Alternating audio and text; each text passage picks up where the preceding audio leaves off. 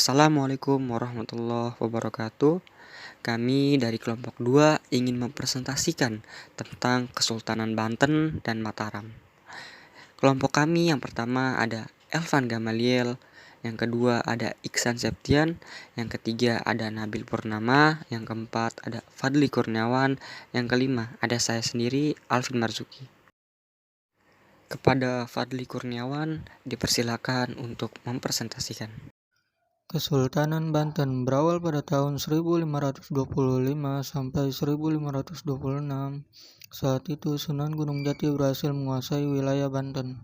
Sejak saat itulah Kesultanan Banten tumbuh menjadi kerajaan Islam yang pusat pemerintahannya terletak di ujung barat Pulau Jawa. Masa kejayaan Kesultanan Banten. Kesultanan Banten mencapai puncak kejayaannya pada masa Sultan Agung Tirtayasa pada tahun 1651 sampai 1683. Penyebab runtuhnya Kesultanan Banten. Faktor utama keruntuhan kerajaan Banten adalah divide et impera atau politik adu domba oleh VOC terhadap kerajaan Banten di bawah pemimpinan Sultan Haji atau putra Sultan Ageng Tirtayasa sekaligus pembantu raja kerajaan Banten dengan Sultan Ageng Tirtayasa. Peninggalan Kesultanan Banten. Yang pertama, Masjid Agung Banten, kedua Istana Keraton Kaibon, keempat Keraton Surosowan, keempat Benteng Spilwich. Latar belakang perlawanan Kesultanan Banten terhadap bangsa asing.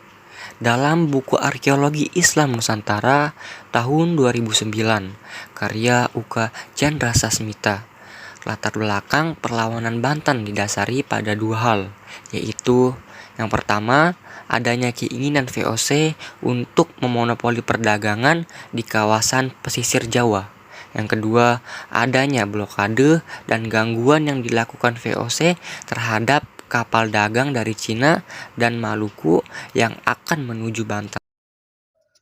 Kesultanan Mataram Islam. Sejak abad ke-16 Masehi, tepatnya tahun 1586, bangsa Mataram di bawah pimpinan Darang Sutawijaya alias Penembahan Sanapati berhasil menyatakan beberapa wilayah untuk bersama-sama melakukan perlawanan terhadap Kesultanan Pajang. Hingga akhirnya Kesultanan Pajang menyerahkan kekuasaan kepada Penembahan Sanapati yang sekaligus menjadi awal riwayat berdirinya kerajaan baru bernama Kesultanan Mataram Islam. Masa kejayaan Kesultanan Mataram Islam. Sultan Agung Hanyokrokusumo tahun 1993 sampai 1645 adalah Raja Kesultanan Mataram yang memerintah pada tahun 1613 sampai 1645. Sultan Agung dikenal sebagai salah satu raja yang berhasil membawa kerajaan Mataram Islam mencapai puncak kejayaannya pada tahun 1627. Tepatnya setelah 14 tahun Sultan Agung memimpin kerajaan Mataram Islam. Pada masa pemerintahan Sultan Agung, daerah pesisir seperti Surabaya dan Madura berhasil ditaklukkan pada kurun waktu 1613 sampai 1645. Wilayah kekuasaan Mataram Islam meliputi Jawa Tengah, Jawa Timur, dan sebagian Jawa Barat. Kehadiran Sultan Agung sebagai penguasa tertinggi membawa kerajaan Mataram Islam kepada peradaban kebudayaan pada tingkat yang lebih tinggi. Penyebab runtuhnya Kesultanan Mataram Islam. Setelah Sultan Agung wafat, takhta kesultanan diserahkan pada putranya, Susunan Amangkurat I.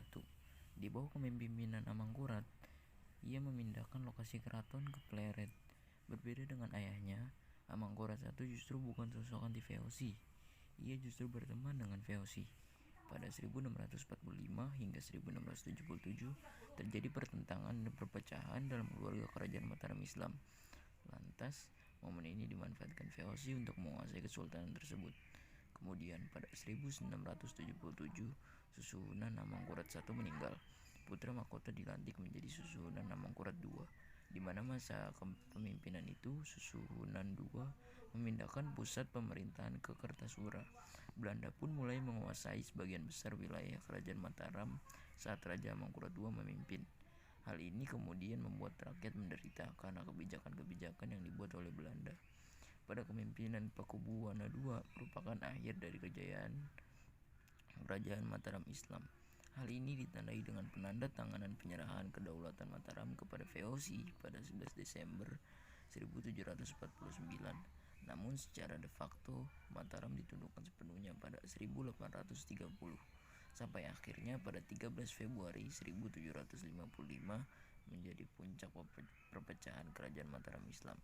Hal ini ditandai dengan perjanjian Giyanti yang membagi Kerajaan Mataram menjadi dua, yaitu Kasunanan Surakarta dan Yogyakarta.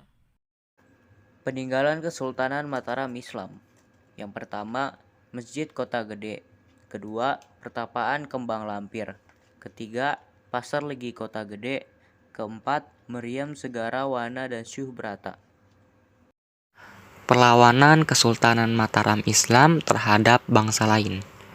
Kesultanan Mataram Islam melakukan perlawanan kepada VOC di bawah pimpinan Sultan Agung Hanyokrosumo dengan memboyong beberapa kerajaan untuk disatukan, meliputi Kesultanan Banten dan Kesultanan Cirebon. Namun sayangnya kejayaan itu harus berakhir karena ia wafat saat menyerang VOC di Batavia pada tahun 1628 hingga 1629 Masehi.